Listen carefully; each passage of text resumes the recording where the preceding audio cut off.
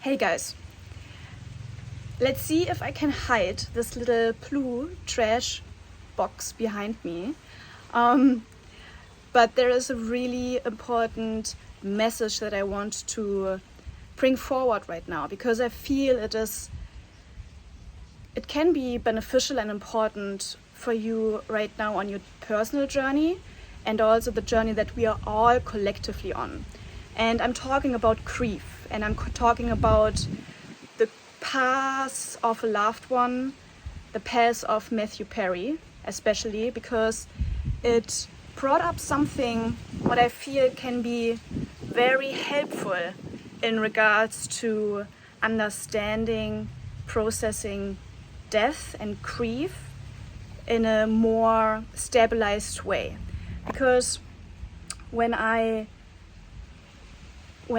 saw through the comments and also the internet and everything, there was a lot of heartbreaking news, devastation, heartfelt writing. And it was a lot of sadness, a lot of grief, which is important and which is also necessary to let the energy move. But it's a difference to get consumed by it and to let it move through us and not into us. And for that reason, I want to share with you the first thing that I did when I heard about his passing, because I've been a huge fan myself. And I was lighting a candle. I lit a candle and I was praying for him and thanking him for his legacy and for his light that he brought down on earth here. And I was praying for him to send him love and that he's going up into the higher realms just possible. And if we can just do all of that, especially now in the days after his passing, it would really be beneficial for him and for everyone very close involved by him. I personally believe it was his time to go. So with every death, with every rebirth, with every single breath we are here on this planet, we are in karma. So that means the ultimate truth is that we all die.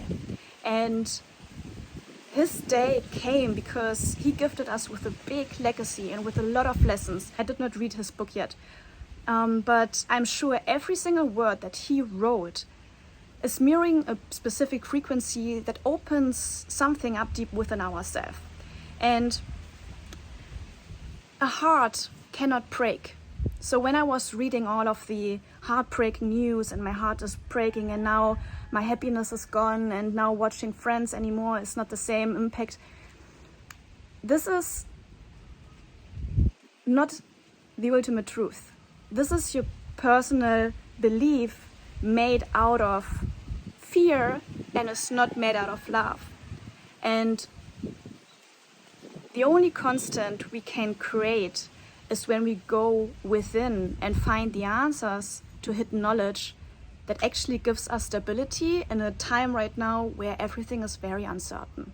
So I would recommend, and listen, I'm not sitting here and tell you what to do, because I've been on this path on myself to understand and trying to understand life and living by the wisdom that's been passed on since thousands of years.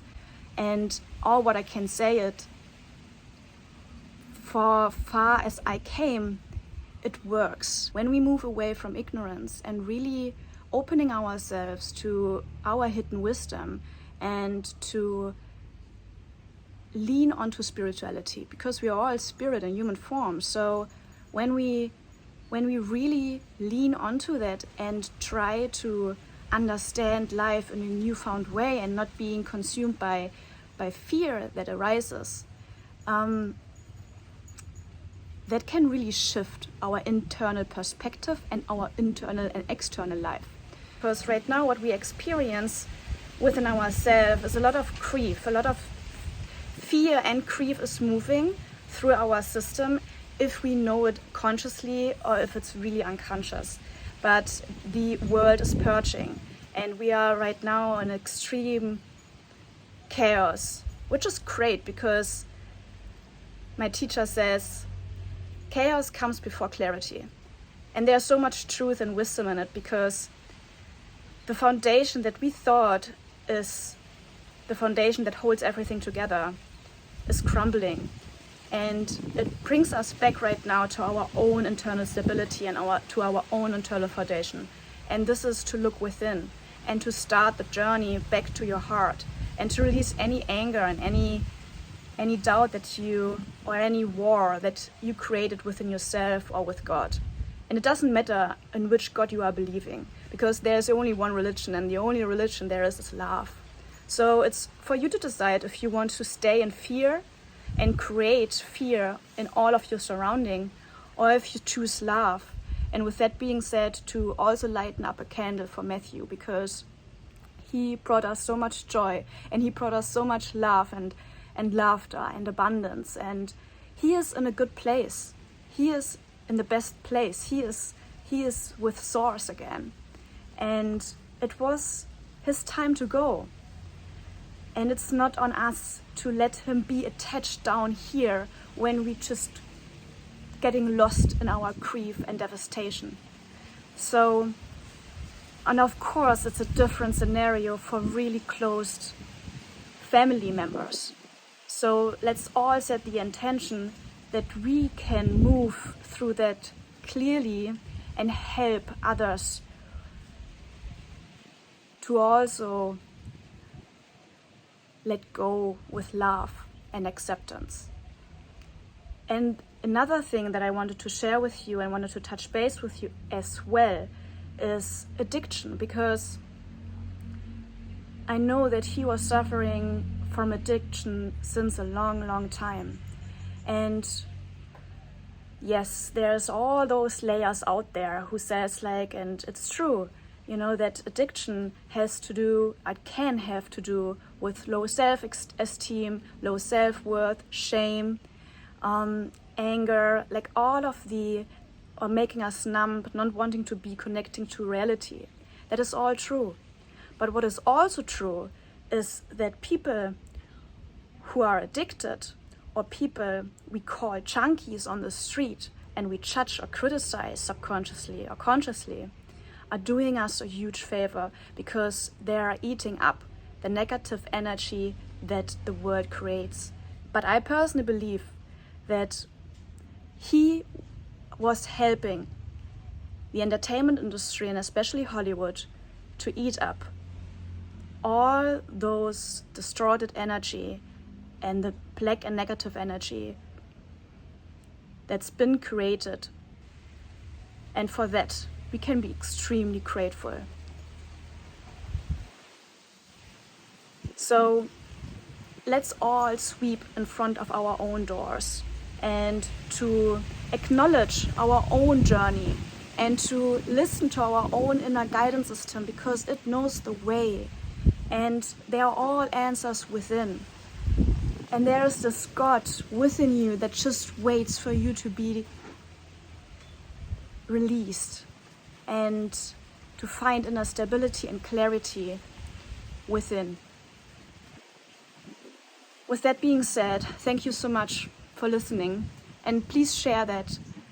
Light up a candle, set the intention to do a prayer, and send love and compassion to his family, to himself, and to each and every part and aspect within you that needs it.